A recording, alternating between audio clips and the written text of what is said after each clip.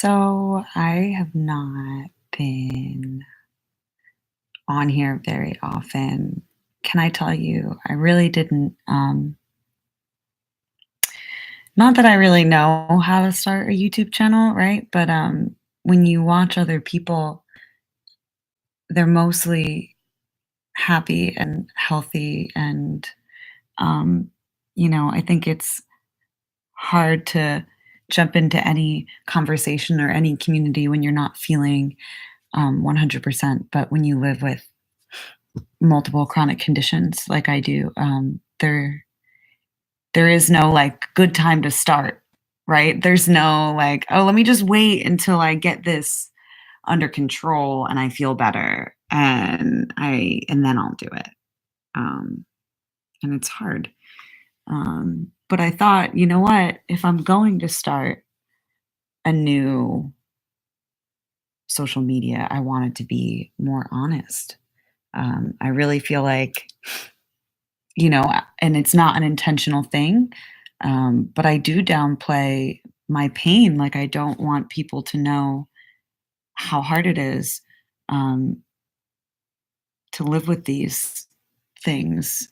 And um, maybe I'm afraid of being seen as ungrateful, or I'm afraid of people getting bored because we're so desensitized, to our own pain, to each other's pain, to the pain of the world, the fact that our earth is dying, right? Like all of these things that are going on all the time. I think it's really easy to get exhausted by it, and just to survive, we're kind of shutting off these sensitivities, these things that make us able to act. Like, you are taught by society to like, oh, you're hurting, well, here's an Advil, or it's just a very kind of fix it or silence the noise kind of thing. We don't really know what to do with pain, or how to talk about it, or how to leave space for it, or how to say that maybe it's not going to go away, and maybe that's the point. Maybe it's not supposed to go away, and so that's how I'm trying to approach this channel. I want it to be honest, and I want it to be still valuable, like still a way of providing information that has, saved me in ways big and small, and that might save other people in ways big and small. Um, like I'm working on putting together. A lot of people have asked me for like tips and okay, well, for new models or new photographers and those kinds of things. And I'm going to be making those resources available this summer as well. There'll probably be live streams because I don't know. Feels like I said, it feels more honest. Like, I'll keep uploading videos and shit, like the ones that aren't naked, which there's not many of them, to be honest. I didn't realize that until my first YouTube account got deleted because they're even crazier about nudity than Facebook and Instagram are, if you can believe that. Yeah. But anyway, that's why I have Patreon, right? Because then there's ways for you to see content that's uncensored without me having to worry about somebody freaking out. Which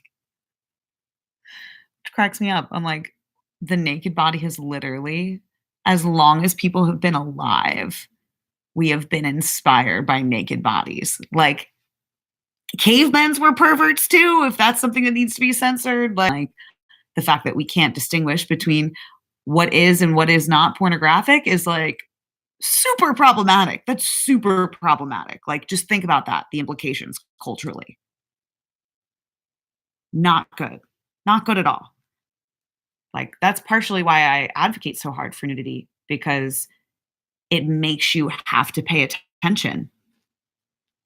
If not every single naked person's body means that you're allowed to fuck them, then that means you would have to have a conversation with them. You'd have to ask. All of a sudden, it doesn't matter if you see them naked or not. You need their consent. It's amazing. Like, it solves two problems at one time, like all of the internalized shame and guilt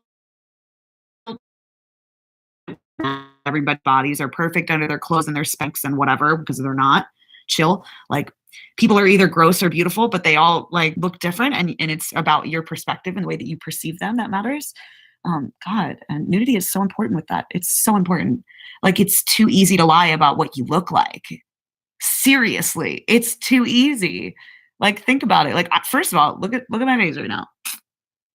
I have PCOS, so I get really super bad acne. I got a full on mustache growing. I don't know if you can see it right now. Obviously, you can't miss that guy. Um, right? So, like, there's all of these things that, you know, I got no boobs. I mean, there's a lot of things, right? There's a lot of things that, like, if I wore clothes and makeup that I could hide and change, I choose not to. And I'm not shaming people who choose to. Like, makeup is fun. Like, I like becoming a different thing, for the purpose of like play or creating when I'm in that space. But when I'm just relating to people, I want to be a real person. Like, I just want to be a real person, and I want to give people permission to be real people too. And to say that that's gross and beautiful at the same time, and that we don't need to do anything about it to change it. It's uncomfortable, and that's okay. Like, I don't know. It's not really, not the end of the world. I think the more that we're exposed to those opportunities for growth, the better off that we are, which is partially why I do what I do, aside from the fact that like liberation from guilt and shame is my single greatest goal in life. Like, as a recovering Catholic, someone who was raised like Catholic school the whole way, dude, like, it's fucked up. It's fucked up, like, psychologically so damaging. So, needless to say, like, that's a huge inspiration for my work, and you'll notice there is a lot of, religious imagery that comes up unintentionally, I swear to God, like, unintentionally. Um, I think it's just because it's, like, deeply rooted, and every every time that I'm creating, I'm pulling from a place of pain, and pulling from a place of what's hurt and what needs to be integrated again. Um, which, like, not for nothing, but a good artist, visionary artists are pulling their paint that they're working with, no matter what your medium is. Like, you have to work with this inspiration, this paint, and this paint is always a bucket of shadows. Like, it's always all the shit that you don't want to deal with, that makes the best art. So it's all the things that hurt the most. It's all the places where you are most wounded and most raw. And that's why I'm looking for ways to be more honest. And I think that, live streams are one of those ways for sure. So I'd like to start sharing more actual stories. Um, I've been educating people through the social media platforms I've had for years now on craft and mental health and, holistic wellness and stuff like that. Just as it's pertained to like, I'm on this journey and I'm learning these things. And it's crazy to me how long it's taken me to find out about them. Right. And then like I tell other people and it changes their lives also. And they're things that I wish I knew. And I wish that someone had told me. So I'm doing my absolute best to make those things available to other people. But I think that it's important to know who it's coming from too, because there's a level of intimacy where when you look at my artwork, you're seeing parts of me that like there are people in my family that don't know, right? That they're close to me in other ways, but this is a part of me that they're not able to accept or able to witness or, interested in even knowing.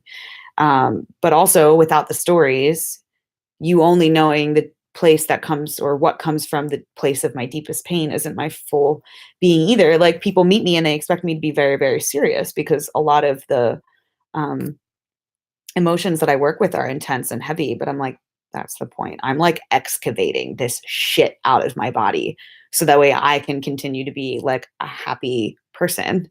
Like, otherwise I think I would just die. I tell people this is, so important all the time. About how many different pharmaceuticals I've tried for anxiety and depression and all different kinds of things and whatever various diagnoses people, wanted to give. I don't trust Western doctors if that's not clear to you yet. Um, and yeah, it's like when I'm creating, when I give myself the space to use the pain and so it doesn't fester, it doesn't sit and like solidify and become disease or illness or, that's what keeps me sane. It works better than anything. I was a trash artist when I was on pharmaceutical drugs. Couldn't access my inspiration. Guys, it was trash. I mean it. Like, there's some art that's not good art. I'll say it. Like, there is, it's subjective, sure, but like some of it is not good.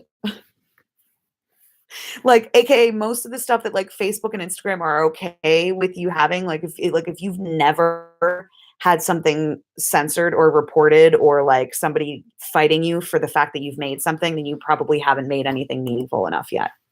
So needless to say, this shit I was making at that time was lazy. It was kitschy. I am really happy I went through that phase, because now here we are and I can recognize when it's real, you know?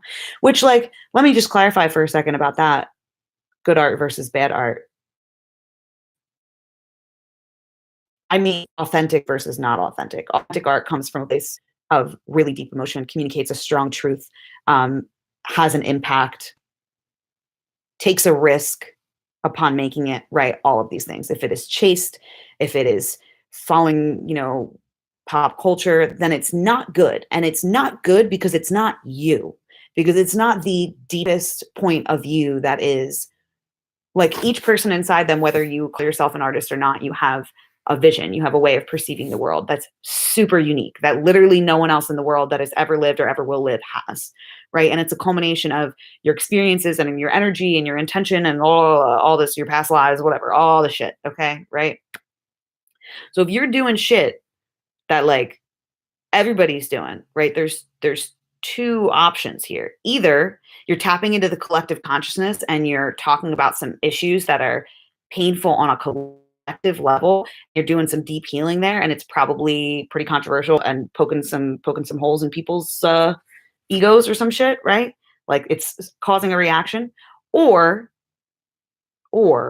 you've just kind of followed the general narrative that is safe, what people tell you to think, what people tell you to do, everything you're supposed to, right? Like, if the definition of beauty fits like the mainstream definition of beauty, then it cannot, by definition, cannot, even if you accept that version of beauty as yours, it's not yours. It's not yours at the end of the day. Like, it's not, you didn't craft that for yourself. And I encourage everyone to do something creative so you can experience what it's like to witness your own perception of beauty, to recreate the world, um, and come to understand, because that's like your voice. Every person is a maker. So when you take the time to slow down and make something and see what comes out of you, um, you're meeting this really deep and vulnerable part of yourself, because art is literally, um, you know, all of the ways that we're able to connect with each other. And it's just, you know, it's just so important that everybody, like, even if you don't consider yourself to be an artist, it's really important to take the time to create, because that's how you get in touch with your voice. That's how you step outside of like just doing what you're told, just keeping your head down and like going on the hamster wheel like most of the world wants you to do. So that being said, I offer all different kinds of stuff for artists.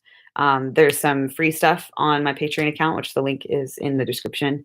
There's a lot of poems. There's a lot of, I'm going to be doing more tutorial videos as well. All different kinds of stuff. I think it's really important to get people involved. Like, I've had a couple of people send me props to work with. That was fucking awesome. I do most of my concept creation is really done, like, very on the fly. You know, it's mostly improv. Like, I have a feeling and I start with a feeling and I go from there, and everything kind of, I put the plane together while we're flying, which is really exciting for me. A lot of people find it stressful. I don't find it stressful. But that being said, you can always contribute to that by sending something, or you can fund a project. You know, the wheel video that I just released with Hillary Olsen, which is fucking so exciting. It's really cool.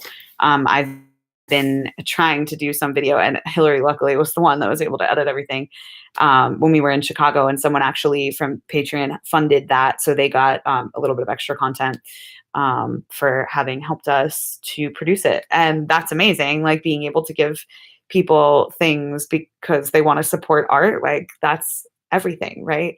Maybe we've moved away from buying giant prints to hang all over your house, but there's other ways to engage with your artist and to still have a meaningful relationship with art, and it doesn't require you to go to galleries and wear all black and then have a turtleneck and like smoke a cigarette or something.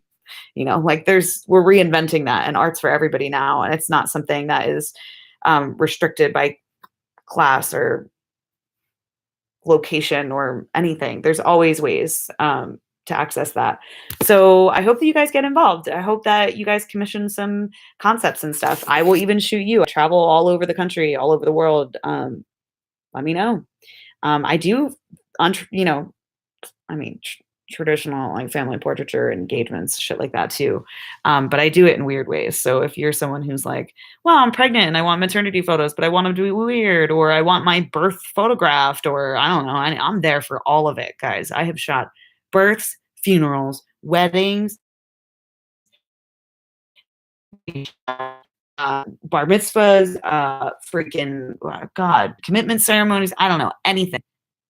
I will make it weird and fun, and we'll have a great time. So yeah, get involved. There's also I'm casting for a lot of different projects right now. You can find that on the website. And yeah, I think that's all I have. That's all I have for today. I love you a lot. I'll try to do this more often. I'm aiming for once a week. Aiming for once a week. And if you don't already follow me on Patreon and on Instagram, you can add me on there. Yeah, be my friend. Or if you want to add me on Facebook, I'll add you on there, but you have to like send me your name and email to get added on there, because I am not accepting any friend requests on Facebook. They're all weird creeps. All of them, or bots. I'm like, what the fuck? So unless it's really 90% bots and weirdos from the Middle East that are trying to buy my used underwear. Not a fan. Anyway, have a great day.